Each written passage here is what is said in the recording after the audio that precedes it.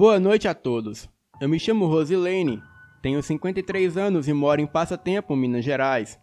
E na época que ocorreu esse fato, eu tinha por volta de 22 anos. Havia acabado de me casar, então me mudei com meu marido para a fazenda onde moravam os seus pais. A fazenda ficava em São Lourenço, Minas Gerais, mais precisamente na divisa entre São Lourenço e Ibatuba, no sul de Minas. A fazenda era muito grande, e além do caseiro e a sua família, no casarão principal moravam os meus sogros, já que eram idosos, tinham mais de 60 anos na época, e o meu marido tinha apenas 30. Não havia vizinhos por perto, e nem comércio, rodovia, não havia nada. E para piorar, o local era de difícil acesso. A fazenda ficava em um lugar muito alto, o vento uivava a todo momento, e o frio era insuportável, mesmo com o sol. Ou até mesmo dentro de casa, o frio congelava até os ossos. Os meus sogros eram do tipo calados, não eram de falar muito, e sempre gesticulavam um para o outro, ou faziam sinais que nem eu ou meu marido entendiam. Eu achava o lugar um tanto que bizarro.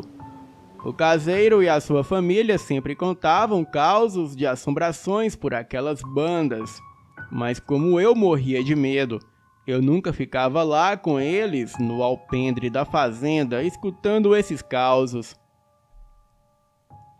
O meu marido costumava chegar do serviço sempre por volta das 20 horas, e certa vez estava a família do caseiro e eu no alpendre da casa, conversando. Então, ouvimos a porteira se abrir e escutamos ela se fechar, e em seguida o trotar de cavalo. Achamos que era o meu marido, pois ele voltava a cavalo da fazenda onde ele trabalhava, e também era próximo do horário dele chegar. Preparei-me para entrarmos em casa, mas nada dele aparecer. Esperamos mais um pouco e nada, e todo o barulho cessou. O caseiro e os seus filhos foram até a porteira, mas a mesma estava fechada e não havia ninguém, nem cavalo e nem nada. E como estava escuro, não pudemos ver direito, mas os barulhos eram nítidos. O meu marido só chegou uns 40 minutos depois. Bem, eu não comentei nada a ele. Um tempo depois, o meu irmão saiu de casa e veio morar comigo na fazenda. Conta ele que certo dia, era uma sexta-feira de lua cheia, e ele voltava de um arraial a cavalo. E mesmo sendo noite de lua clara, às vezes o caminho ficava escuro devido às nuvens tamparem a lua. Mas o meu irmão nunca teve medo de andar por lá, pois lá é uma região segura. E nesse dia, depois dele andar metade do caminho para casa, ele passou por uma estradinha que tinha uma cruz de cabeça para baixo que ficava no alto de uma árvore. Ninguém sabe quem foi o autor, mas ninguém nunca se atreveu a tocar naquilo. Mas o certo é que sempre que alguém passa por ali, a temperatura caía e fazia mais frio que o normal. Bem, quando ele estava passando por essa cruz invertida na árvore, ele viu umas crianças brincando com algo que parecia ser um jumento. Ele então notou que não estavam brincando, e sim maltratando o pobre jumento que relinchava, jogando pedras e chutando ele. Ele achou estranho aqueles garotos ali, aquela hora da noite, mas resolveu ir lá e dar um fim naquilo. Ele gritou para os meninos deixarem o jumento em paz.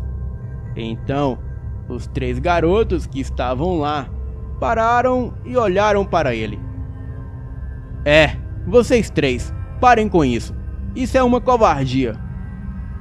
Enquanto ele se aproximava, os 3 garotos se entreolharam e cochicharam alguma coisa que ele não pôde ouvir. Então, O jumento aproveitou que a atenção deles não estava mais nele e saiu correndo. E quando ele fez isso, a nuvem que bloqueava a luz da lua se dissipou de onde estava, e então a lua cheia clareou tudo em volta. E quando tudo ficou claro, o coração do meu irmão parou. O que parecia ser 3 garotos não eram 3 garotos. Eram 3 diabinhos com aparência de crianças, com peles escuras, quase negras. Estavam vestidos trapos e não tinham mais do que 1,20 m de altura. Eram muito magros e os ossos da coluna pareciam sair da pele e tinham chifres no meio da testa. E quando meu irmão viu aqueles bichos na estrada, a poucos metros dele, ele entrou em pânico, e então o seu cavalo saiu correndo na direção oposta. Um deles gritou alguma coisa, e os outros 2 responderam algo. O meu irmão não entendeu nada, e nem mesmo eu quero saber o que eles disseram.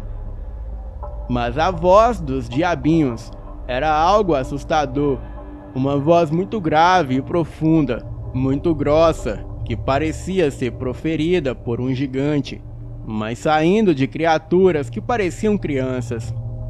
Ele olhou para trás e eles estavam correndo atrás do meu irmão no cavalo, soltando gritos e naquele tom grosso que parecia um trombone desafinado. O meu irmão voltou para o arraial na outra fazenda, que ainda não havia acabado, e só voltou de lá por volta do meio-dia. Porém, quando passaram pela mesma estrada, o cavalo empacou a poucos metros da árvore que ficava a cruz invertida, mas em seguida ele disparou rumo à fazenda, e o meu irmão nunca mais passou por aquele trecho à noite. Certa vez, eu fui passar o Dia dos Pais na casa dos meus pais, e quando voltei para a fazenda, eu voltei de carro. O meu pai havia me levado no seu Fusca, mas ele não quis entrar. O meu pai, ele não gostava dos meus sogros. Eu havia chegado de uma viagem bem cansativa, pois os meus pais moravam em Belo Horizonte na época. Eu cheguei exausta, tomei um banho e fui me deitar no meu quarto e acabei pegando no sono. O quarto é grande, tem mais ou menos uns 10 metros por 15. Tem uma cama de casal, uma janela, uma penteadeira e um armário. Não tem muitos móveis, ou seja, ninguém se perderia em um quarto desses, mas algo estranho aconteceu na hora em que eu acordei. Era como se não fosse mais o meu quarto. Estava tudo escuro e eu não enxergava nada. Eu fui passando a mão pela parede para tentar encontrar o interruptor. Não achei. Tentei achar a porta, que por sinal é do lado do interruptor. O meu desespero foi ainda maior quando tentei encontrar o armário e não encontrei, pois ele ocupa meia parede do quarto, e era como se o quarto tivesse ficado sem portas e sem objetos. Eu passei a mão pelas 4 paredes do quarto, que pareciam que as paredes não tinham fim, e nem sinal da porta, nem armário, e nem interruptor, e nem janela. E eu nem sabia onde eu estava pisando, pois não parecia o piso do meu quarto, e sim um piso cheio de buracos. Eu tive a impressão de seguir por um extenso corredor e andar por uns 30 metros sem achar o fim, e nem as paredes eu conseguia mais tocar. Isso durou mais ou menos uns 15 minutos. Eu gritava para os meus sogros que estavam na sala, mas eles não me escutavam.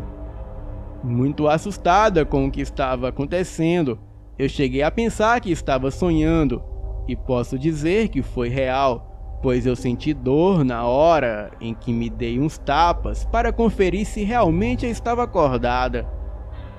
Então me lembrei de uma história que o meu pai sempre me contou, que havia ocorrido com ele.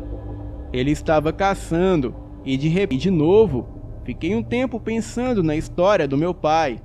Esperei um tempo na cama, me acalmei e depois de alguns minutos eu me levantei e imediatamente eu achei o interruptor. Acendi a lâmpada e tudo estava normal. Nada estava fora do seu lugar, o que seria impossível após eu vasculhar o quarto inteiro.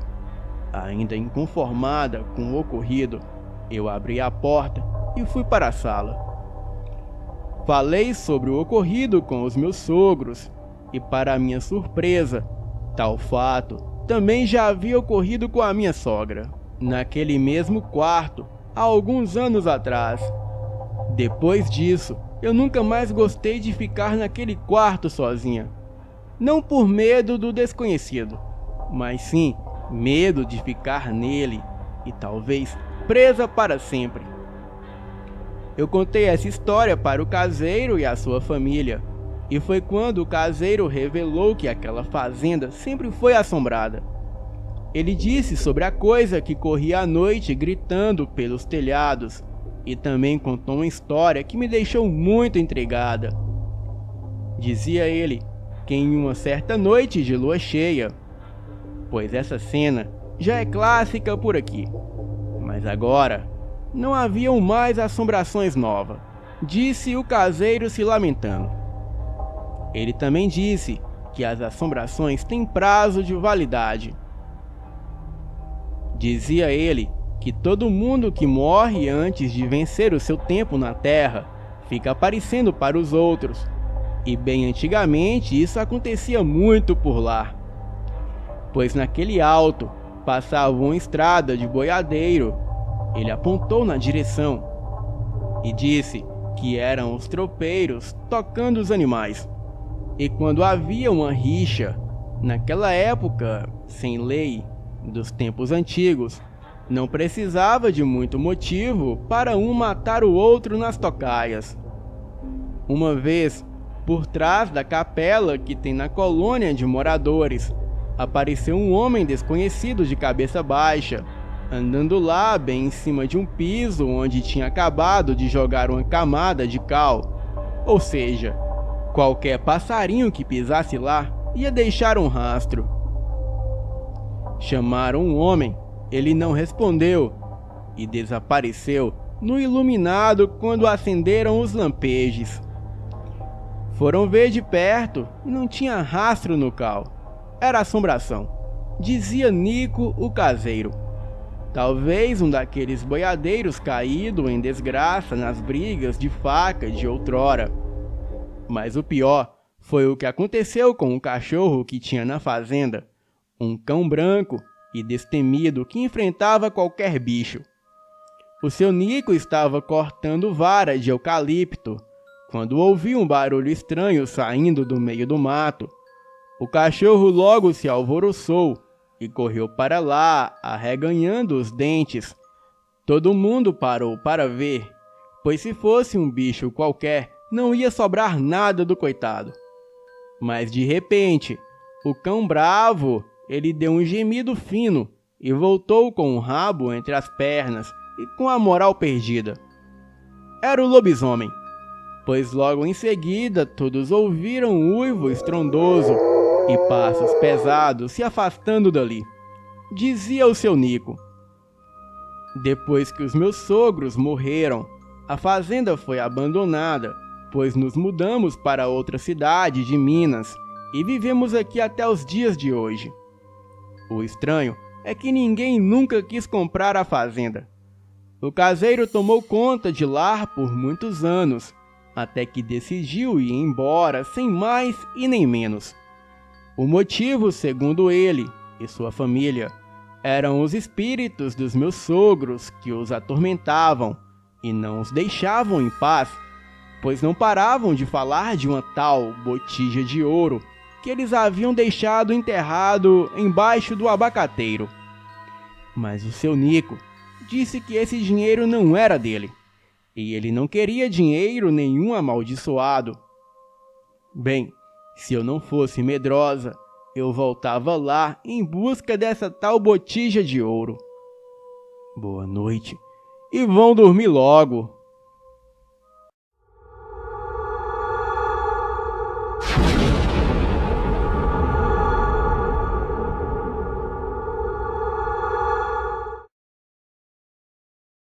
Olá, boa noite a todos do canal.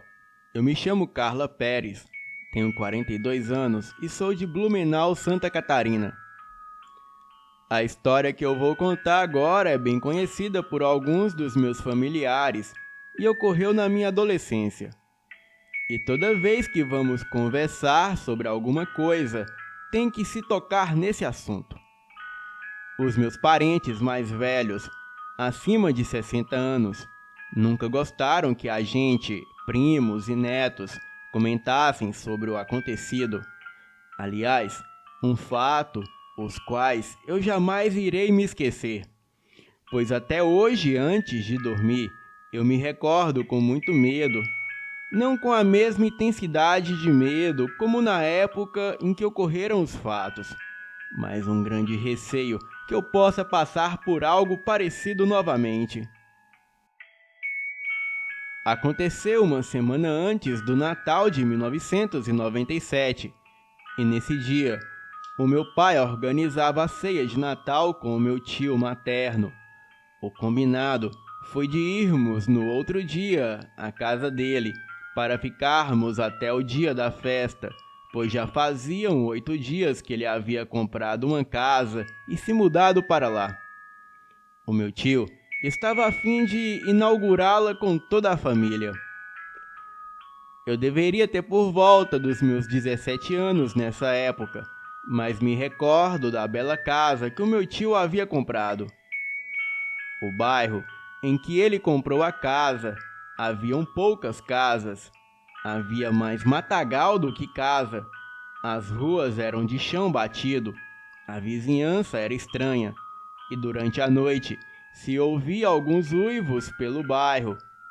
Os meus familiares diziam que eram só os cães de rua. Porém, os vizinhos sempre diziam que era o lobisomem. Bem, voltando no dia que fomos conhecer a casa, chegamos lá às 16h30. E logo o meu tio mostrou os nossos quartos, onde iríamos dormir. O meu pai e a minha mãe dormiriam em um cômodo, onde havia uma cama de casal dada pela minha avó. Eu dormiria com as minhas 2 primas, filhas de um outro tio, em um quarto um pouco maior. A porta do quarto que iríamos ficar dava para um extenso corredor que saía na sala de estar, e nesse corredor havia outro cômodo, o qual estava com a porta trancada. Logo, as minhas primas e a minha tia chegaram, pois tinham ido fazer algumas compras. E quando eu vi as minhas primas, foi uma festa só. Brincamos bastante. E dada a hora certa de irmos dormir, tomei banho e peguei o moletom que a minha mãe havia deixado em cima da pia do banheiro. Vesti-me e fui para a cama onde as minhas primas já estavam. E depois de muito tempo, eu adormeci. Depois de um certo tempo dormindo, eu sonhei que estava no banheiro da casa do meu tio e fiquei de frente para a porta dentro do banheiro. Então, eu vi inacreditavelmente a silhueta de uma mulher que parecia um tanto cadavérica e ela estava olhando para mim. Na hora, eu travei totalmente pelo medo. E logo após ela passou na porta do banheiro bem na minha frente. E na mesma hora, eu acordei assustada e percebi que estava sem a parte de cima do meu moletom. E o lençol que me cobria não estava na minha cama. Então eu me levantei e vi que o meu lençol e a parte de cima do meu moletom, junto com o meu travesseiro, estavam no canto da porta do quarto.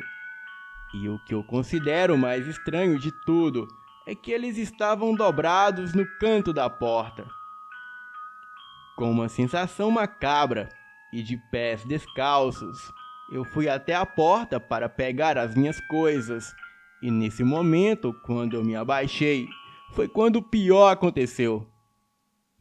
Algo segurou as minhas costas e eu tentei correr, mas aquilo me segurou. Eu tentei gritar, mas não conseguia.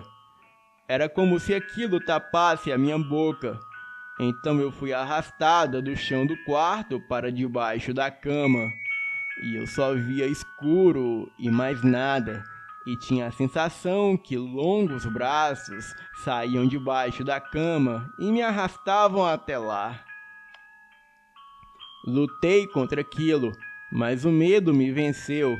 E eu não sei o que aconteceu depois disso.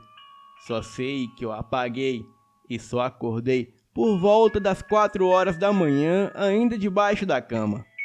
Porém, com a parte do corpo para fora.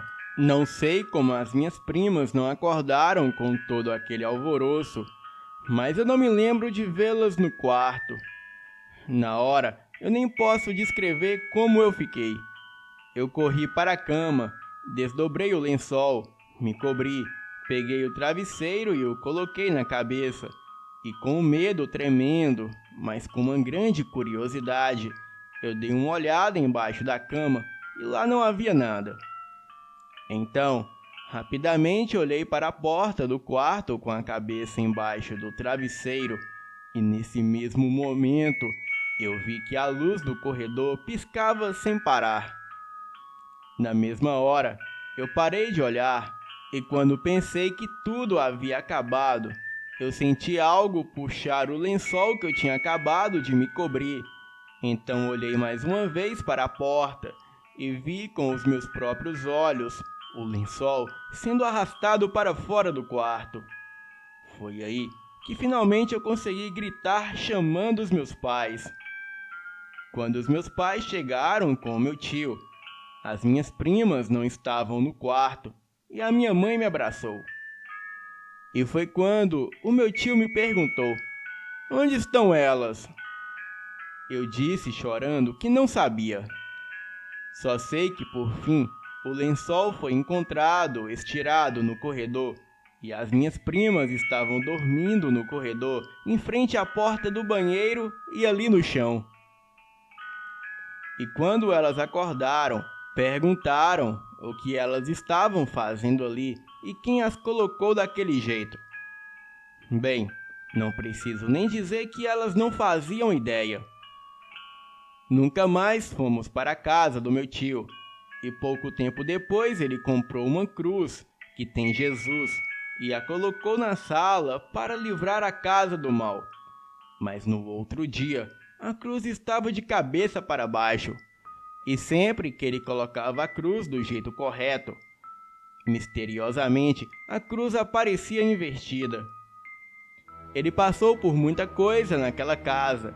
Dizia ele que à noite subia 2 coisas no telhado, o que ele não sabia o que era. Mas aquilo ficava conversando um com o outro e falavam que desceriam do telhado e pegariam o meu tio. Era comum ouvir assobios pela casa, cavalos trotando no quintal, sendo que no bairro não haviam cavalos. O meu tio, muito religioso, tinha várias imagens de santos, como de São Jorge, a Virgem Maria, etc. E certa noite, ele escutou uma risada maligna na sala onde ficavam os santos. E quando ele foi até lá pela manhã, todos os santos estavam com as cabeças arrancadas. Ele chamou um padre para benzer a casa. O padre era exorcista, mas quando ele chegou na porta da casa do meu tio, ele começou a passar mal, e a única coisa que o padre disse foi o seguinte: "Abandone essa casa, eu não posso fazer nada." Até hoje, não conseguimos descobrir o que havia naquela casa. Eu só sei que esse assunto é um tabu lá em casa. Eu também sei que o meu tio só ficou 1 mês morando naquela casa, pois muito mais coisas aconteciam por ali. Porém, o meu tio não contava tudo para nós. Tudo o que acontecia naquela casa gerou um grande medo no meu tio, sendo que ele acabou se mudando às pressas. Eu sei que aquela casa foi abandonada com o tempo e depois demolida. Haviam boatos que muito antigamente aquela casa funcionava como um centro de macumba e por isso que acontecia tantas coisas bizarras. Bem, esse fato me traumatizou até os dias de hoje e ainda tenho medo de dormir de luzes apagadas. Boa noite e vão dormir.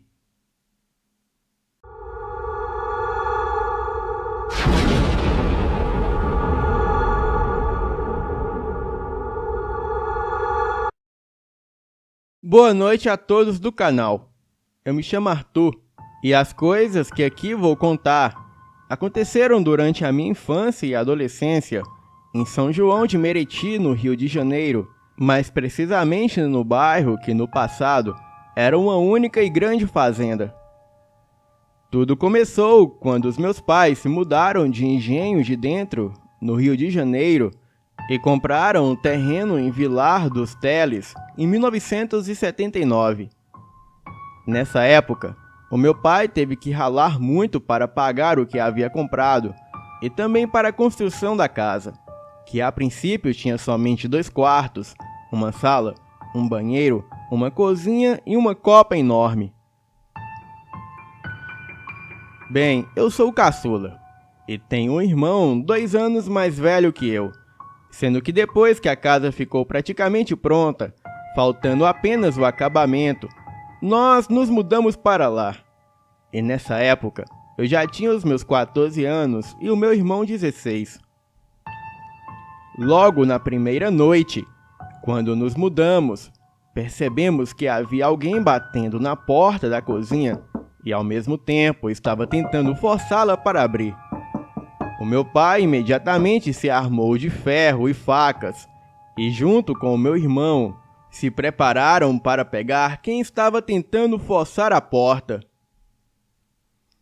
Mas a nossa maior surpresa, quando abrimos a porta e saímos, é que não havia ninguém ali do lado de fora.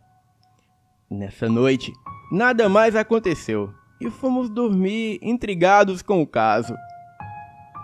Uma semana depois, os meus pais tiveram que viajar e 2 amigos do meu irmão, que também eram meus amigos, vieram dormir aqui em casa.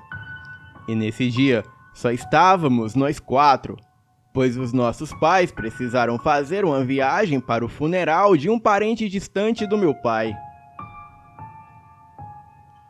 Era normal que nos juntássemos em grupos para contar causas de terror e brincar da brincadeira do compasso. Então, nossos amigos foram para lá em uma sexta-feira à tarde, com muito sol e uma leve brisa. O dia passou muito bem e por volta das 21 horas nos recolhemos, sendo que a casa foi toda fechada por causa dos mosquitos. Uma chuva muito forte se deu início e logo a energia caiu. Então, as velas foram acesas e o cachorro-quente que preparávamos estava prestes a ser servido. E foi quando ouvimos uma forte batida na precária porta da cozinha que dava para o quintal. Assustados, perguntamos quem era se dirigindo à porta, mas não obtivemos resposta alguma, além de novas batidas, e mais fortes ainda. Eram batidas tão fortes que a porta estava prestes a cair. Então, tomamos toda a coragem que restava e nos armamos com paus e facas, e eis que o barulho cessou. Seguiram-se alguns minutos de silêncio, e nem grilos, aves ou ventos se manifestavam. O ambiente estava muito carregado, e sem o menor aviso, passos ao redor da casa começaram a serem ouvidos, e pelas frestas da casa, vultos podiam ser vistos circulando ao redor da mesma. As batidas à porta tornaram a ocorrer, agora acompanhadas por violentos arranhões nas paredes e nas poucas janelas da casa. Parecia um ataque de um lobisomem. Era algo sobrenatural. Aquilo pisoteava e arrancava tudo nas pequenas hortas em torno da casa, e a mesma parecia que logo sucumbiria a tamanha violência. A coragem que anteriormente nos armou se foi tão logo quanto começou. Nós, que nunca fomos ligados à fé, ao contrário, por vezes zombávamos da fé alheia, nós nos trancamos no banheiro e pedimos ajuda divina. E isso tudo durou por volta de 1 hora, que pareciam ter se tornado dias. E eis que subitamente uma forte lufada de vento arrebatou a porta da cozinha, invadiu a casa e apagou a única vela que até então iluminava todo o ambiente. O silêncio tomou conta da casa e novamente as batidas pararam, os passos cessaram e as únicas coisas a fazer barulho eram os corações apavorados de 4 meninos, que neste momento achamos que estávamos condenados. Porém, a chuva parou junto com o forte vento da região, mas que rapidamente fechamos a porta e a escoramos com móveis. E nós se abrigamos no quarto dos meus pais, atentos a qualquer barulho.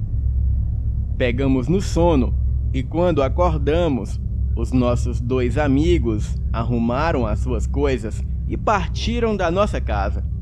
Por volta das 21 horas, os meus pais, o meu irmão e eu estávamos em casa jantando, e foi quando começamos a ouvir novamente batidas na porta da cozinha. O meu pai pegou o facão, abriu a porta e nada. A minha mãe falou que poderia ser o vento. O meu pai não disse nada e retornou para casa. Então, de novo, as batidas continuaram, mas desta vez todos nós fomos lá fora e vasculhamos o quintal e ao redor da casa e nada. Entramos novamente e em seguida continuaram as batidas e a forçarem a porta novamente, e isso bem diante dos nossos olhos. Ficamos todos meio confusos e não sabíamos o que fazer. E eu, no começo, fiquei totalmente apavorado. Na manhã seguinte, nos levantamos e procuramos vestígios do que poderia ter provocado aquelas batidas e a forçar a porta, mas nada era encontrado, assim como da última vez. Estes fenômenos passaram a acontecer sempre e na mesma faixa de horário, a partir das 21 horas. Um dia, um amigo foi me procurar em casa e eu não estava. Então ele pediu café ao meu pai, e como ele era meu amigo antigo, o meu pai deu a liberdade dele ir até a cozinha e servir-se por si só. Então ele foi, mas retornou rapidamente e pálido, pois segundo nos contou, ele viu lá dentro da casa uma velha correndo e entrando nos cômodos, sendo que ela riu para ele, correu e entrou debaixo da minha cama. Após esse dia, essa aparição foi vista novamente por todos da casa. Além disso, também aconteciam outras coisas na casa, como barulhos na cozinha, do tipo como se alguém estivesse lavando pratos, panelas e talheres, e também risadas. Com o tempo, as coisas ficaram difíceis para a minha família. Uma noite o meu pai foi ao banheiro e acabou de fazer xixi, mas o barulho continuou, mesmo ele já tendo saído do banheiro. Uma noite, quando estava eu, o meu pai e o meu irmão vendo TV até às 11 da noite, pouco depois fomos dormir, mas na hora em que a televisão foi desligada, deram uma pancada forte na estante e depois saiu uma gargalhada de trás da TV. O meu irmão também conta que ele viu uma mão sair de dentro da estática da TV. Após algum tempo, os meus pais se separaram e eu passei a morar com a minha mãe e o meu irmão. O tempo passou Eu cresci morando nessa casa e mesmo depois de adulto, eu presenciei outras coisas sobrenaturais, as quais eu vou relatar em outra oportunidade. Hoje, ninguém mora na casa, pois o meu irmão nem pisa o pé naquele lugar. E devido a tudo isso, a casa sempre acaba ficando vazia. Outro fato interessante é que ninguém consegue reformá-la, porque quando alguém tenta, sempre acontece algo sobrenatural. Os pedreiros ficam apavorados e a obra não acaba. Hoje, eu moro em outro local a 170 quilômetros dessa casa. Eu tenho a minha família e os meus filhos. E até hoje, eu passo para as minhas filhas o ocorrido, para que elas tenham respeito ao sobrenatural. Boa noite e vão dormir.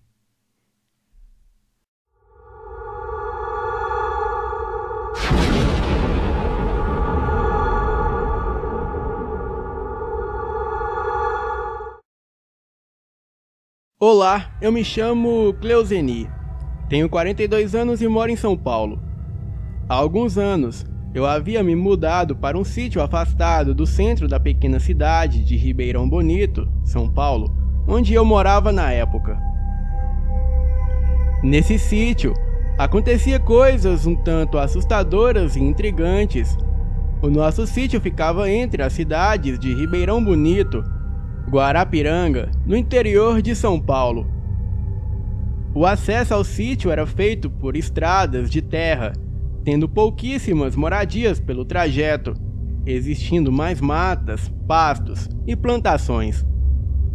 Mudamos para o sítio, o meu marido, a minha mãe, o meu irmão e eu. E para comprarmos o que precisávamos, ia ou para o centro de Ribeirão Bonito, Guarapiranga ou Trabiju, sendo o maior centro comercial que já era pequeno em Ribeirão Bonito. E próximo ao nosso sítio, existia um senhor de nome Zé Vaqueiro. Ele trabalhava com feitiçaria, e o meu irmão já o tinha visto várias vezes perambulando pelas estradas de terra, carregando consigo o livro negro de São Cipriano e falando sozinho. Ele falava sozinho ou com algum espírito, sei lá, mas ele sempre queria bancar o bom vizinho e sempre levava frutas, cachaça e até mesmo bolo para nós. Aceitávamos por educação, mas depois sempre jogávamos fora. Pouco tempo depois, ele passou a vigiar a nossa casa e dar algumas cantadas na minha mãe. Ela ficava sem graça, mas tentava levar na brincadeira. Nunca o chamamos para entrar em nossa casa. Mas um dia, quando todos nós havíamos saído, quando retornamos, o dito cujo estava sentado na cadeira de balanço, que ficava no alpendre do nosso sítio. Ele nos recebeu com uma boa tarde e falou que estava nos esperando porque tinha trago algumas mangas para nós. O meu marido, esquentado, do jeito que era, ele falou grosseiramente com ele que pular o muro dos outros e invadir a casa era crime. Então, o homem disse que não pulou.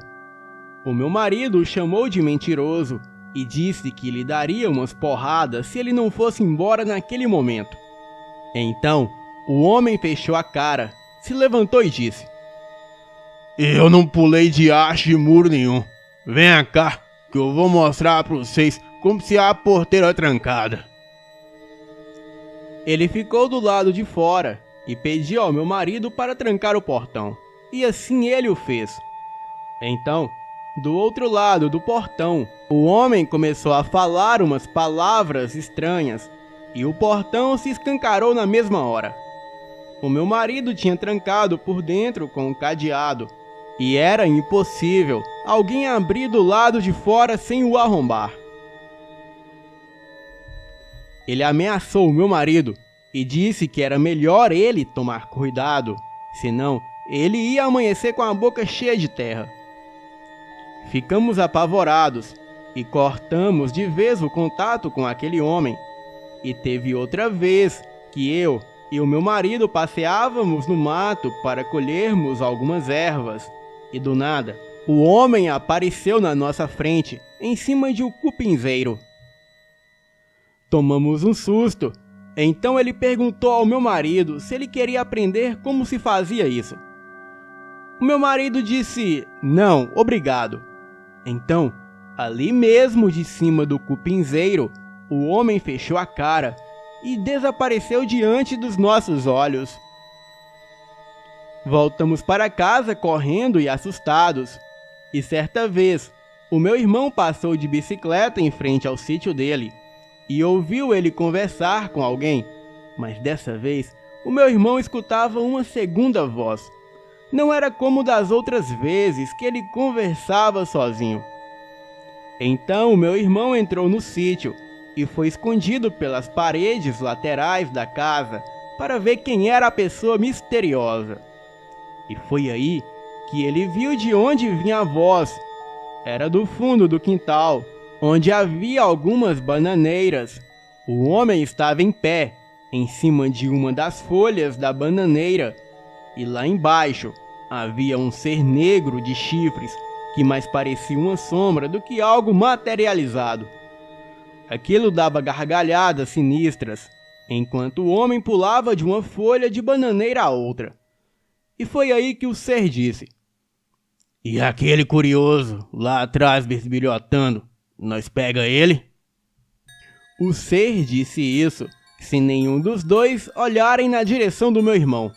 Era como se simplesmente soubessem da presença dele ali. Então o homem disse: "Não, é bom que ele veja. Ele é o filho da minha futura esposa." O meu irmão saiu correndo muito assustado, até caiu no chão várias vezes enquanto corria. E certa noite, eu, o meu marido, o meu irmão e a minha mãe estávamos indo tarde da noite para a cidadezinha de Trabiju para buscar uma encomenda na casa de uma amiga. Para chegar até lá, tínhamos que pegar uma longa estradinha de terra batida, com mata e plantações à sua volta. Muitas das propriedades da região, é como é em todo o Brasil, eram protegidas com cercas de arame farpado para tentar impedir a entrada de invasores e também para evitar que o gado saísse para outros locais. Estávamos indo normalmente. Era uma noite bonita com a lua cheia que iluminava toda a região e não havia vento e nem nuvens. Podia-se dizer que era uma noite ideal para um passeio. Estávamos seguindo pela estradinha de terra batida em direção a Trabiju, quando, em certa parte da estrada, vimos do lado direito, um pouco acima da estradinha. Geralmente havia pequenos barrancos aos lados das estradas de terra, ficando as estradinhas um pouco abaixo. Bem, o dito cujo do homem, ele estava sentado sobre o arame farpado de uma das cercas existentes. Ele estava todo de branco, chapéu branco e descalço. Ele estava ali sentado, parado e olhando para longe, com um olhar bem distante. O estranho é que a cerca de arame farpado estava esticadinha, como se não houvesse nada ali.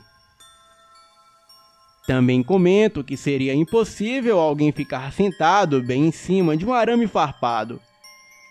Passamos bem devagar ali com o carro e vimos aquele homem estranho sentado em cima da cerca de arame farpado. Observo que todos nós o vimos. Eu, o meu irmão, o meu marido e a minha mãe, provando que não foi imaginação de ninguém. Quando passamos, o meu marido reduziu a velocidade e passamos bem devagar, dando para ver que era aquele homem mesmo. Ele subiu em cima da cerca de arame farpado, ficando de pé sobre ela, deu boa noite e mandou um beijo com a mão para a minha mãe.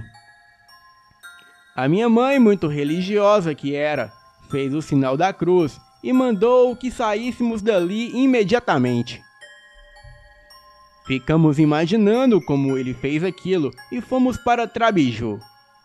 Chegamos na casa da minha amiga, ficamos uns 40 minutos e retornamos, pegando a mesma estradinha de terra batida. E quando passamos no local onde havíamos visto o homem, ele já não estava mais lá. Mas as coisas não param por aí não. Ele teve a audácia de voltar na nossa casa poucos dias depois. Primeiro, ele pediu desculpas e disse que ele que era o lobisomem que andava rondando o nosso sítio. O meu marido indagou a ele que lobisomem era esse, porque ninguém tinha visto lobisomem nenhum. Ele então disse que se alguém tivesse precisando de algum trabalho espiritual, para amor, dinheiro ou saúde, era só chamar ele, que ele era capaz de trazer dinheiro, amor e saúde. E em troca, ele só queria ser amigo da nossa família. O meu marido, assustado, ele disse que estava ocupado naquela hora, mas em outra hora eles conversariam melhor. No dia seguinte, arrumamos as nossas coisas e nos mudamos dali. Voltamos para morar no centro da cidade de Ribeirão Bonito, longe de sítios e matas. Bem, após as experiências que eu tive naquela época, em que morávamos no sítio em Ribeirão Bonito, como já disse, eu não tenho mais dúvida alguma de que nós não estamos sozinhos nesse misterioso mundo. Boa noite e vão dormir.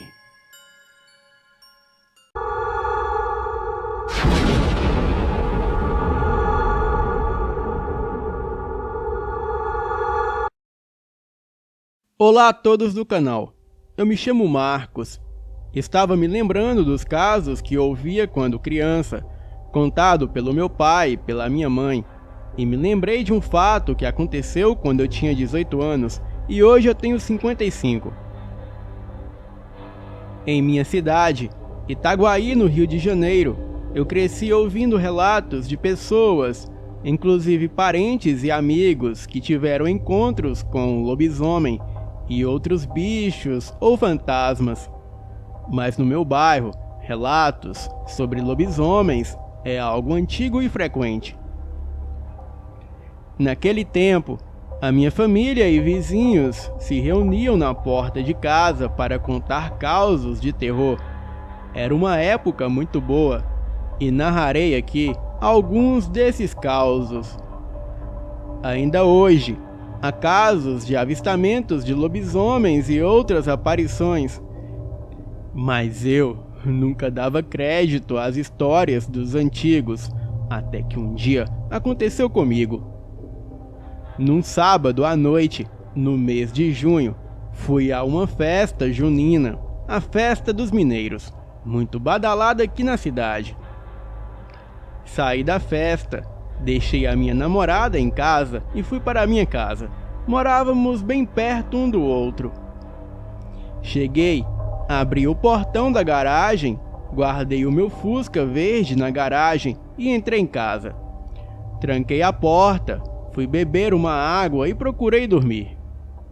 E nisso, eu ouvi os cães da rua muito agitados.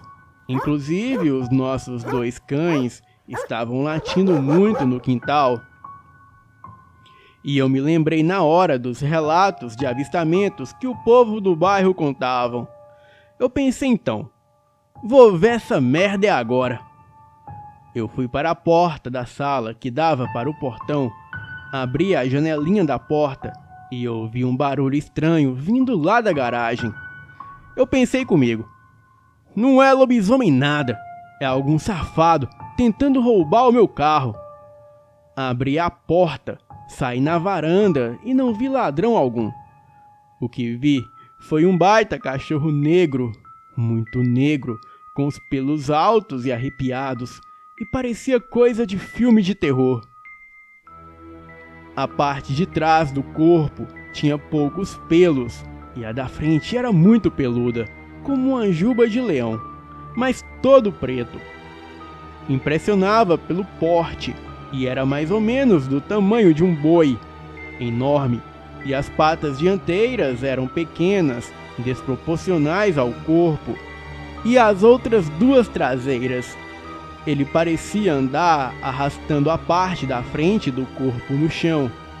Estava no portão da garagem de casa, cavando o chão e tentando se esgueirar pelo buraco que ele fazia entre o portão da garagem e o chão de terra para entrar em minha casa. Ele cavucava o chão e fazia barulhos ofegantes, e os cães da rua estavam ao seu redor, e os de casa estavam do lado de dentro, latindo perto do portão. Ele não conseguiu invadir a minha casa graças aos cães. Então ele se levantou, não me viu, ou fingiu que não me viu, e saiu bem devagar, andando pelo meio da rua. Arrastava uma grande e grossa corrente.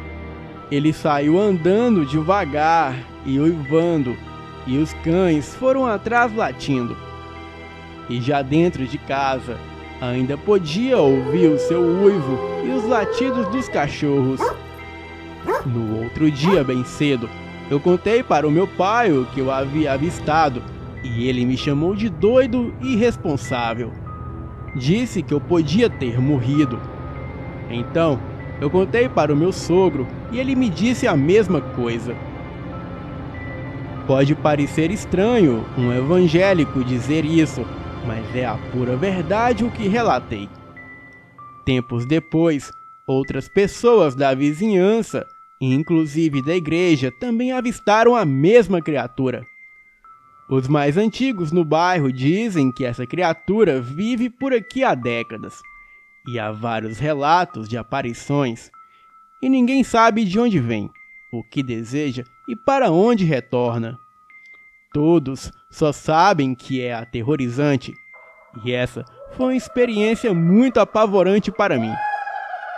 Bem, eu achei que aquela seria a primeira e a última vez que eu toparia de frente com aquela criatura, mas não. 2 anos depois, nos mudamos para um sítio que ficava no mesmo bairro que morávamos. O meu Fusca, na época, dava muito defeito e vivia no mecânico. Então, eu o vendi e com parte do dinheiro eu comprei uma bicicleta. Afinal, estava precisando emagrecer um pouco.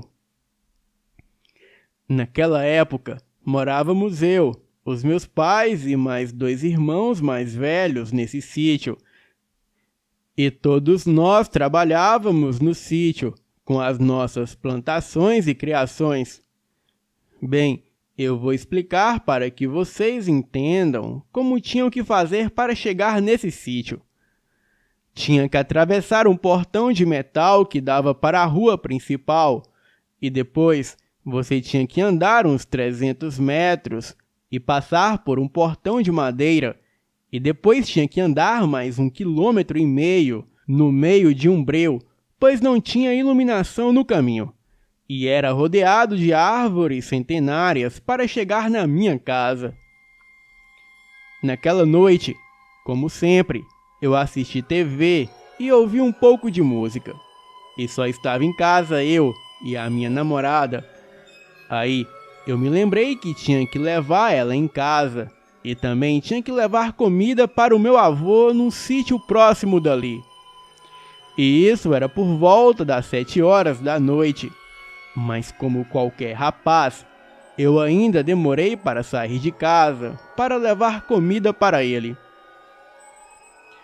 Saí de casa lá por volta das 10 horas da noite de bicicleta. Deixei a minha namorada na casa dela e fui levar a comida do vô. Como eu falei, eu passei pelos portões, peguei a rua principal, levei a minha namorada e depois levei a comida do meu avô e fiquei com ele até as 11h30 da noite. Então, me despedi dele e fui embora. E foi aí que começou o meu desespero. Eu cheguei ao portão de metal, passei por ele e atravessei o portão de madeira. E foi quando eu senti um arrepio tomando conta da minha espinha. Eu fechei o portão como sempre, montei na bicicleta e segui em frente. Só que no meio do caminho, eu avistei uma criatura grande e peluda, e era muito grande mesmo. Eu tenho 1,75 de altura, e a criatura em pé era muito maior do que eu. Era a mesma criatura que eu vi há 2 anos, o mesmo bicho que arrastava correntes. Quando eu o vi, eu gritei como louco e disparei com a bicicleta gritando socorro e falando Jesus me ajude. Aí ele começou a correr atrás de mim e eu entrei em desespero, pois ele corria do lado da bicicleta sem o menor esforço, com as suas orelhas batendo uma na outra. Por um momento eu achei que ele ia me devorar como nos filmes de terror. Mas o curioso foi que em uma casa no meio do caminho tinha um cão muito bravo e ele sempre latia quando a gente passava e corria atrás de nós para morder. Às vezes tínhamos que nos defender com pedaços de pau e pedra, mas nesse dia, quando o cachorro me ouviu gritando, ele veio latindo, mas no meio do caminho ele correu da criatura chorando. E nesse meio tempo, o meu pai veio ao meu encontro, pois disse que ouviu os meus gritos de terror. E depois disso, eu só me lembro de ouvir o meu pai dizer: "Credo em cruz, Ave Maria!" E eu caí no chão desacordado. Eu fui acordar somente na tarde do outro dia. Ainda hoje, eu tenho calafrios e fico com as minhas mãos frias e tremendo. Eu não sei o que aconteceu depois que eu desmaiei. Eu pergunto ao meu pai, ele desconversa e diz que eu tive uma impressão e que nada aconteceu. Vocês podem até não acreditar em mim, mas naquele dia eu vi novamente o mesmo lobisomem. Um mês depois, aconteceram outras coisas com a mesma criatura que contarei outra hora. Mas vou terminar essa história com um curto relato que se passou com o meu pai quando ele era criança. Ele, os pais dele e os seus irmãos estavam indo a um casamento, mas para ir para a igreja, eles tinham que passar numa estrada de chão e não tinha iluminação, apenas a luz da lua.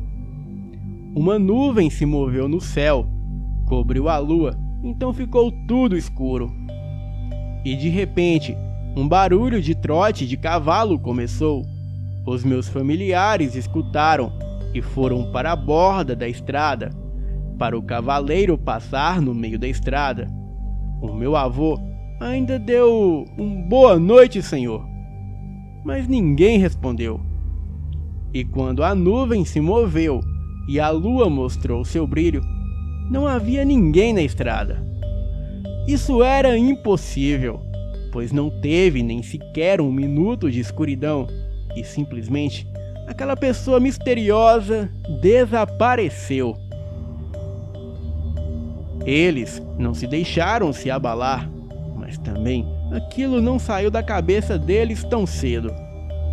Hoje, o meu pai afirma que o diabo faz essas coisas para assustar as pessoas, pois fantasmas não existem, pois ninguém que já se foi pode voltar.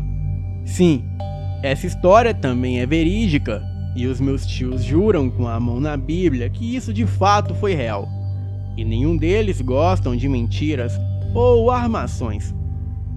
Depois eu volto a escrever, pois eu amo esse canal e fico horas tentando achar soluções para esses acontecimentos. Boa noite.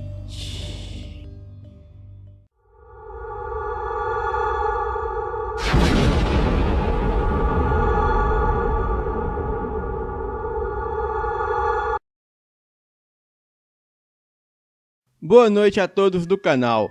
Eu me chamo Irene, tenho 36 anos e hoje trago alguns causos assustadores. E esse primeiro causo aconteceu comigo e com a minha prima Genilda. A minha tia Mara Morava na mesma casa há anos. Ela tem 3 filhos, sendo a mais nova próximo da minha idade. Sempre fomos bem amigas, e ela sempre dormia em casa e ficávamos brincando até tarde. Mas uma vez foi muito diferente. O irmão mais velho dessa minha prima, ele ganhou o Nintendo 64 com alguns cartuchos. Aquilo era o máximo. Eu nunca tinha visto gráficos tão avançados. Eu morava em um sítio na época e resolvi pedir para minha mãe deixar eu dormir lá, na casa dessa minha prima, que era bem longe. Ela deixou de boas. Eu cheguei lá, a gente brincou o dia todo e depois arrumamos tudo para jogar no videogame à noite. A sala dela era assim, uma porta frente à outra, e sendo uma janela na parede esquerda, e o sofá na frente da janela e a TV na frente. Viramos um sofá de frente para o outro, pois ficava melhor para dormir. E nessa época, ela tinha um cachorro enorme, que era uma onça de bravo, uma mistura de pitbull com alguma outra raça, e o portão dela era todo gradeado e não tinha muro. Deu uma certa hora da noite e a cachorrada começou a latir e a uivar feito loucos. E não demorou muito e o cachorro dela entrou na onda também. Aquilo foi deixando a gente com medo. Eles latiam cada vez mais alto, como se estivessem competindo. Aquele bairro não era um bairro perigoso, pois morávamos em uma roça, interior brabo mesmo. Então, não fazia sentido aquela latição toda. Talvez fosse um cavalo ou algum boi que passou por ali. Então resolvemos olhar pela janela para ver se tinha alguém e assim avisar o meu primo mais velho para ele tomar alguma providência. Bem, não tinha nada. O cachorro latia alucinado no portão, olhando para um lado da rua. E não demorou muito, e logo veio um cão enorme no portão. Eu acho que era um lobisomem pelo tamanho e as características, eu não sei. Isso porque ele era enorme, todo preto. E o mais esquisito é que ele tinha olhos amarelos e brilhantes. Ele não ficava de 4, mas também não ficava em pé. Andava corcunda. Era muito bizarro. O cachorro dela continuava latindo e aquele bichão se aproximando. E quando ele chegou no portão, dava um pouco mais da metade da altura total. E o cachorro da minha prima virou um nada perto daquilo.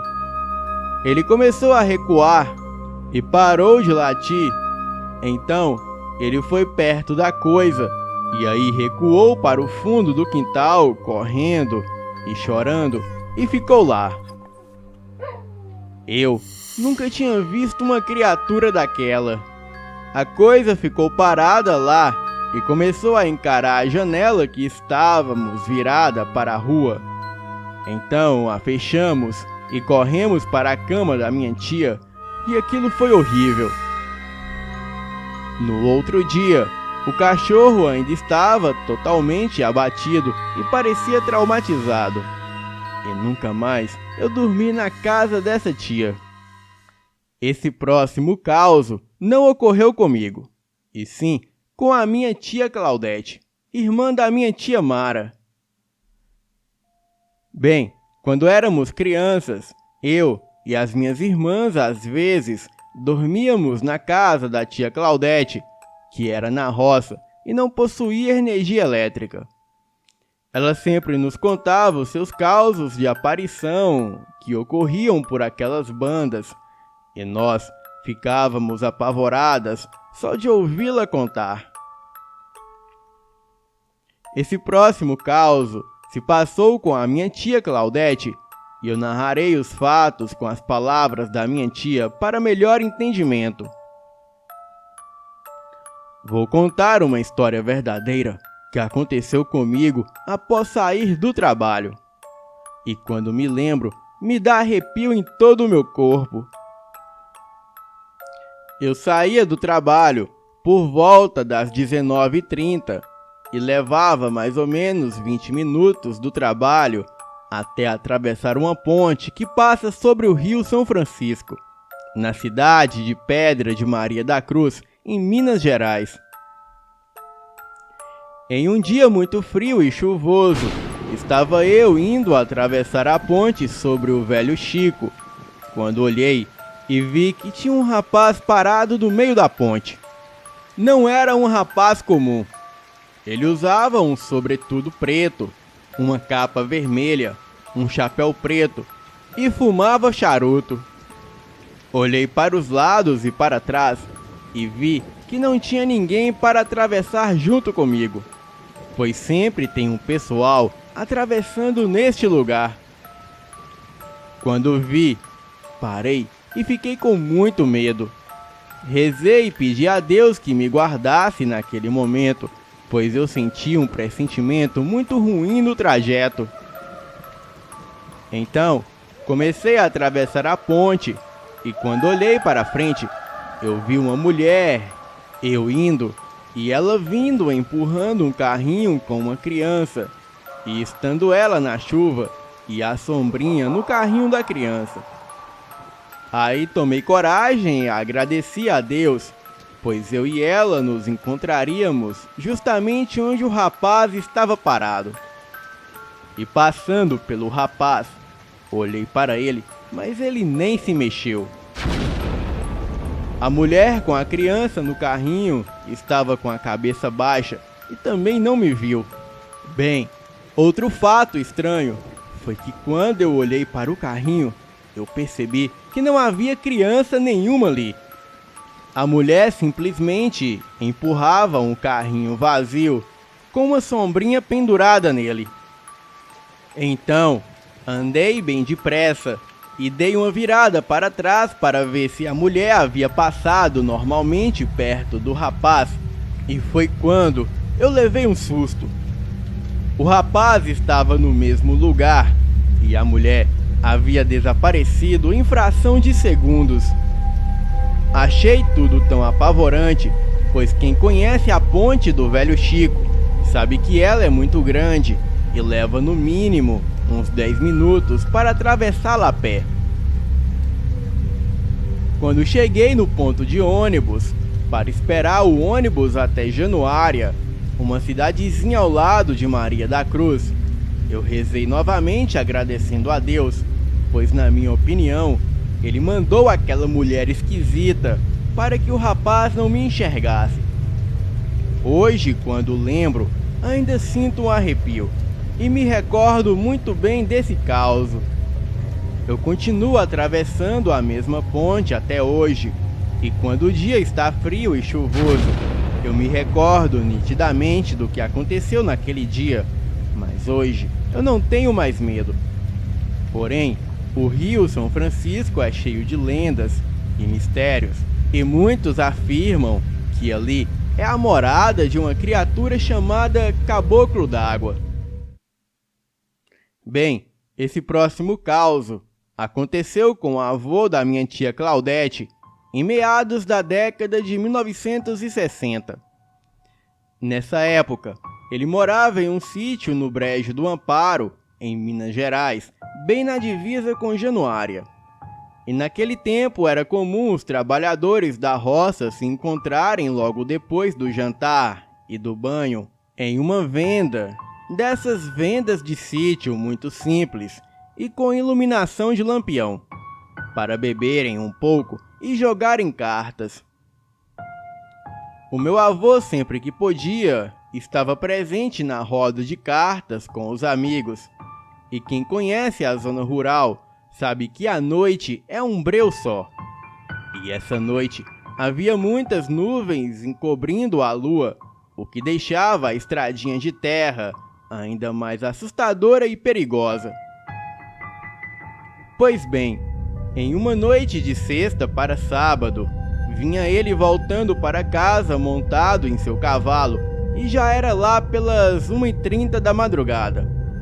E atravessando uma pequena ponte de pedra, logo em seguida por uma touceira de bambu, ele começou a ouvir vários cachorros latindo, mas eram muitos cachorros. E foi quando, de repente, todos os cachorros pararam de latir, todos ao mesmo tempo. Era como se tivesse fechado uma torneira aberta. Era muito estranho. Nessa hora, o cavalo empacou, e mesmo meu avô tentando na espora, o cavalo não saía do lugar. E logo à frente, na estrada, tinha uma estradinha que desaparecia no meio do mato. E dessa estrada, do nada, surgiu um carro de boi vindo em sua direção. Porém, não haviam bois puxando o carro. Era somente o carro de boi com o cabeçalho, uma espécie de vara que é ligada aos bois, levantando e descendo, como se tivesse algo invisível puxando. Vinha devagar, sem fazer nenhum barulho, e quando meu avô olhou em cima do carro de boi, tinha um caixão de defunto bem rústico e meio amarelado sendo transportado. E foi quando ele sentiu uma corrente de vento e um arrepio passando pelo seu corpo. Então, ele fez o sinal da cruz e passou a mão também, fazendo o sinal da cruz na crina do cavalo. E nessa hora, o cavalo saiu em disparada, correndo tanto que passou até a entrada do sítio, quase chegando no outro bairro. No outro dia, o meu avô contou sobre o acontecimento a outras pessoas, e alguns lhe disseram que uma mulher havia sido assassinada nessa estrada de mato no ano de 1897. E muita gente já viu e ouviu muita coisa naquele trecho da mata, inclusive uma criança chorando entre as árvores, sempre ao escurecer, no final da tarde. E também o misterioso diabinho do barreiro, uma criatura vermelha de chifres que aparecia na estrada. O mais estranho é que o cavalo nunca mais passou naquele trecho da estrada, nem de noite e nem de dia. E quando meu avô tinha que passar por lá, ele tinha que usar outro cavalo ou ir a pé. Bem, por que será que os cães pararam todos de latir ao mesmo tempo? E o que estava puxando aquele carro de boi misterioso? Acho que nunca saberemos. Boa noite. E vão dormir logo, gente.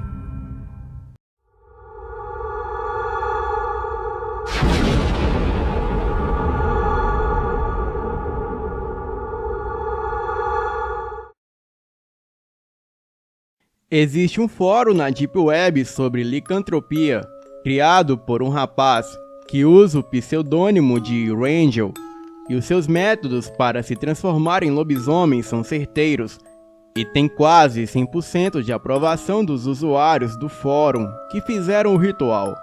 Bem, já vou ensinar o método, mas primeiro vejam os depoimentos de alguns que fizeram. Aquele que deseja se tornar um oborotem, ou seja, lobisomem, deve pegar um punhal ou faca de prata ou cobre, escrever a palavra lua de chifres de ouro na faca, deixá-la cravada no chão da mata, com o cabo para baixo e a ponta para cima, durante 3 dias seguidos de lua cheia. Na 4ª lua cheia do mês, procure antes uma árvore cortada na mata, e à meia-noite deve cravar um punhal no tronco da árvore, repetindo o seguinte: o lobo não se volta para a floresta, nem desce ao sóbrio vale. Lua, lua, lua de chifres de ouro, cega o voo das balas, parte as facas dos caçadores, e que eles não possam rasgar a minha pele flamejante. Quando sentir uma queimação por dentro, pule 3 vezes sobre o tronco da árvore e então correrá para a floresta transformado em lobo. Para voltar à forma humana, basta retirar o punhal cravado no tronco da árvore ou esperar a lua desaparecer com os primeiros raios de sol. Pense bem nisso, pois esse ritual não tem volta e é uma promessa comprometedora com a entidade conhecida por Lua de Chifres de Ouro. E para fortalecer o ritual e ganhar mais força e habilidades na forma lupina, deve-se repetir essa oração abaixo todas as sextas-feiras de lua cheia do mês, ao meio-dia. No mar, no oceano, na ilha, em Bujan, no pasto vazio cintila a lua sobre um rebanho que repousa em um verde bosque, em um obscuro vale. Em direção ao rebanho, desvia-se um lobo desgrenhado. Os cornos do gado procuram as suas brancas afiadas presas, mas o lobo não se volta para a floresta e nem desce o sóbrio vale. Lua, lua de chifres de ouro, cega o voo das balas, parte as facas dos caçadores, quebra a clava do pastor e lança um medo, pânico sobre todo o gado e sobre os homens. Aterroriza as coisas mais aterrorizantes, e que eles não possam capturar o lobo cinza, e que eles não possam rasgar a sua pele flamejante. A minha palavra é irresistível, mais irresistível que o sono, e mais comprometedora que a promessa de um herói. Então ele pula 3 vezes sobre a árvore e corre para a floresta, transformado em um lobo.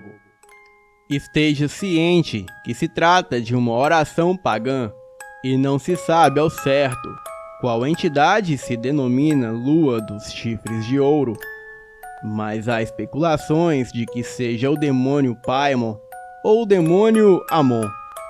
Na demonologia, Amon, também pronunciado Amon, é o 7º espírito dentre os 72 da Goetia, ao qual é considerado, conforme a sua hierarquia, um grande marquês, de grande potência, que tem sobre o seu domínio e comando 40 legiões de espíritos.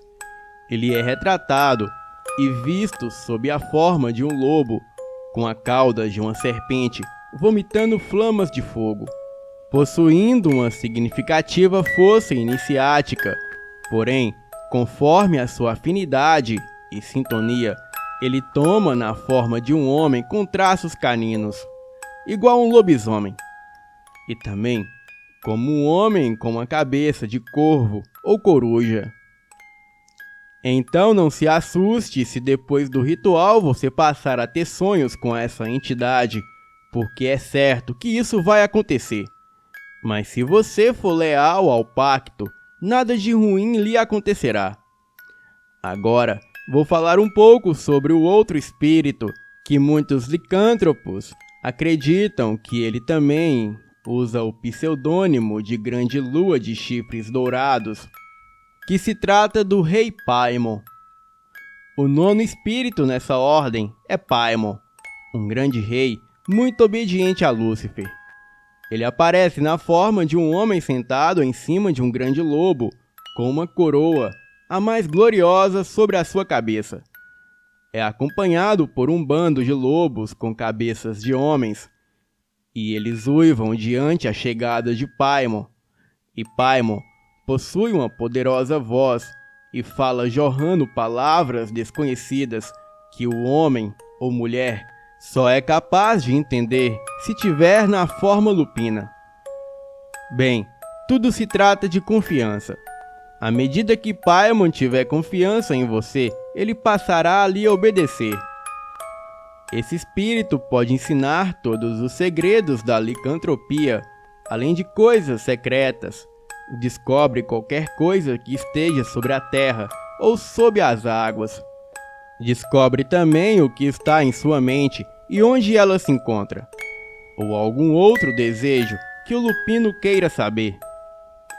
Ele concede proteção e dá muita força e inteligência ao lupino. Ele concede a localização de outros lupinos que se escondem em aldeias, e assim você se juntará a eles e formará uma grande alcateia.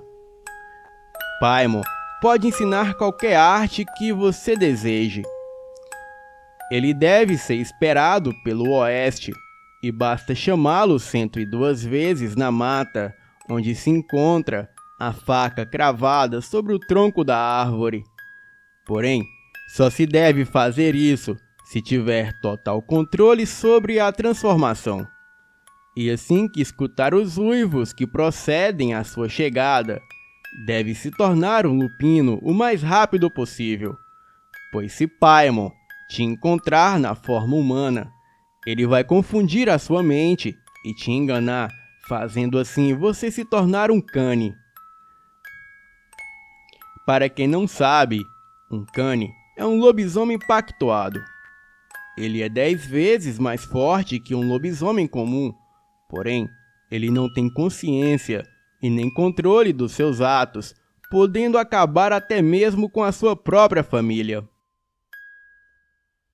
Ninguém quer ser um Kami do inferno, mas depois de se tornar um, ninguém quer deixar de ser, pois a pessoa sempre é vencida pela sensação de poder e também passará a alimentar-se somente de carne humana. Esse tipo de lobisomem já tem a alma condenada. Paimon é da ordem das denominações lupinas, chefia 200 legiões de demônios, sendo parte delas das ordens dos anjos. Agora, se quiser chamar Paimon sozinho, sem estar na forma lupina, deverá lhe fazer alguma oferenda, e ele atende por meio de 2 reis, um chamado Labal e o outro Abalim. Ambos têm a forma de cães do inferno, porém não lhe causará nenhum mal. Eu não recomendo ninguém a buscar esse caminho, mas se essa for a sua escolha, faça isso de forma consciente e com responsabilidade. Seja fiel à sua promessa, não quebre o pacto jamais, e não conte a ninguém sobre ser um lupino. Nunca tente se transformar durante o dia, pois o lobo, ele sempre vem durante a noite. Não transforme em lugares que não sejam em matas, pois se souberem o seu segredo, isso te tornará fraco e vulnerável.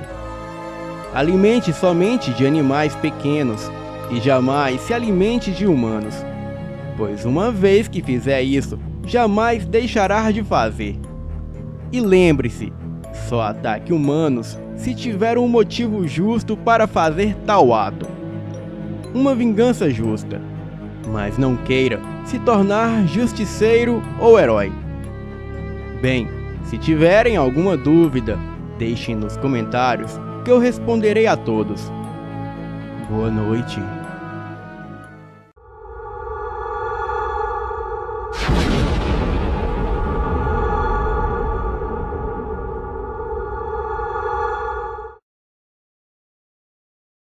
Olá a todos do canal, eu me chamo Gustavo, sou de Ponta Porã, no Mato Grosso do Sul, e hoje trago para o canal um relato que me foi contado pela minha avó, que ocorreu lá pelos anos 60, e eu narrarei aqui com as palavras dela. De uma família de 8 filhos, o Pedro era o único homem e o filho caçula. Ele era diferente. Talvez por ter crescido em meio às irmãs, ele sentia-se um pouco excluído, mas ele era quem ajudava o pai na roça desde os 13 anos. E quando algo estranho começou a lhe ocorrer, algumas noites de terça ou sexta-feira, ele saía e retornava somente no outro dia. O seu pai notava algo estranho e lhe interrogava, mas ele dizia de modo confuso que não se recordava de absolutamente nada. O tempo passou e Pedro virou um homem, aliás, um homem considerado por todos na comunidade, porque ajudava muita gente, ele visitava os doentes ele estava sempre nos velórios e auxiliava a todos que dele necessitavam na comunidade de Canápolis, no interior de Minas Gerais. Mas estranhamente nas noites de terça e sexta-feira, ao cair da tarde, exatamente às 18 horas, ele desaparecia. E só viam Pedro no dia seguinte, cansado, com as vestes rasgadas e abatido, e ele não falava muita coisa. Às vezes, parece que ele havia levado uma surra de chicotes ou coisa do tipo, mas quando perguntavam, ele não se lembrava de nada. Algumas pessoas, como Dona Isidora, a antiga moradora da província, que auxiliava a todos por ser uma mulher muito bondosa, ela começou a notar que aquele homem, quando aparecia no dia seguinte, ele andava a pedir sal nas portas das casas.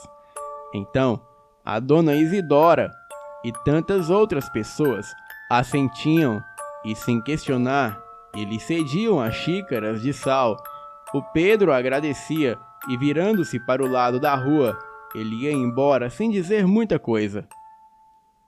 O Zé Burguês era um exímio caçador e o Tatiano, que não ficava para trás, o acompanhava nas noites silenciosas de caçadas às margens da represa de Carmópolis. E lá nos cafundós, onde a mata era fechada e fazia um escuro danado, mas as caçadas normalmente eram realizadas em noites de lua cheia. Eles então caçavam capivara, e em uma noite quente de lua cheia, de repente, o Zé Burguês, ele avistou o animal roedor de longe. Era uma das bitelas. E o Tatiano clareou com a lanterna, e então o Zé Burguês abriu fogo.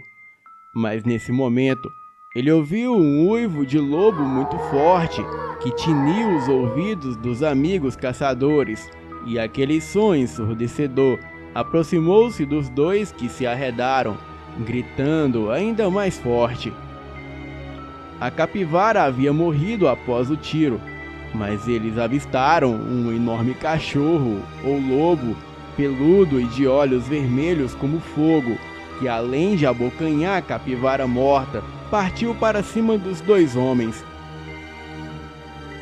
Enquanto Zé Burguês teve uma das orelhas amputadas pela mordida do bicho, o Tatiano apanhou a sua cartucheira e picou fogo contra o enorme cachorro que uivava ainda mais estridente, soltando algum tipo de fumaça pelas narinas. O bicho cambaleou e deu umas 4 viravoltas, e eles ficaram extremamente assustados e aturdidos e correram até não poder mais. E quando os dois amigos caçadores chegaram de volta até o barco que se encontrava amarrado às margens da represa de Carmópolis, eles então ouviram ainda mais forte o uivo do enorme lobo, ou cão peculiar, que mais parecia o cavalo do Satanás. Aquela coisa rosnava ferozmente e cada vez mais próxima, vindo em direção ao barco dos caçadores.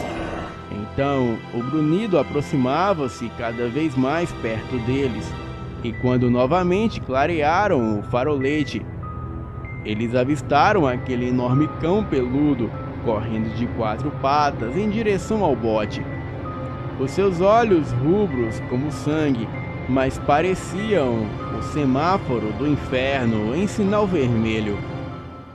O animal vinha com tanta velocidade, ainda que machucado pelo tiro que havia tomado anteriormente, que parecia que iria atirar-se no barco e devorar os dois amigos em uma abocanhada só. E foi quando então o Zé Burguês, mesmo com a orelha sangrando, ele preparou a potência. Era um caramuru, carabina calibre 22 LR, modelo K5, uma arma muito rara de coleção particular que o Zé Burguês havia adquirido do tio Rico, um bom velho caçador de Carmópolis, talvez o melhor de todos eles. Então, ele ajeitou a ferramenta, que disparou de forma certeira por 2 vezes, e a fera de olhos vermelhos em brasa, parecendo o próprio diabo em forma de lobo, recuou, cambaleou alguns metros para trás, e parecia que, enfim, o demônio estava morto. Ao silenciar o confronto, o Tatiano clareou mais uma vez com o farolete, e a fera estava inerte, toda gélida e finalizada.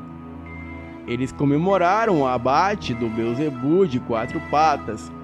Os caçadores deixaram aquele lobo, ou cão gigante, amarrado em um pé de caju, às margens da represa de Carmópolis. No dia seguinte, às 5:30 da manhã, ainda estava meio escuro, quase clareando o dia. Então o Zé Burguês e o Tatiano, eles retornaram do outro lado das margens da represa para ver o animal amarrado e o que fariam com aquilo. A surpresa assustadora e horripilante tomou conta dos amigos caçadores. O Pedro estava amarrado na árvore, com as vestes rasgadas e ensanguentadas. Ele ainda respirava com alguma dificuldade, e os amigos caçadores, levando a mão à boca, quase tiveram um desmaio.